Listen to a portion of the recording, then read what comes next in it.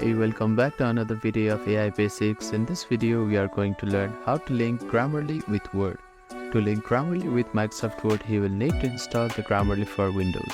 Here's a step-by-step guide. Open up a preferred web browser and head over to app.grammarly.com. After that, log into your account. Now, you will see a home page like this. Click on the app section, which is at the left-hand side of the screen. Now, you will find Grammarly for Windows, and you will see an install button like this. Click on it to install it. If you have already installed and it is not working properly, click on reinstall link. After that, you will get the application like this. You need to log in to this application again. After that, you will see Grammarly is up and running. Now open up your Microsoft Word. Here you will see a green Grammarly icon at the bottom right corner of your screen.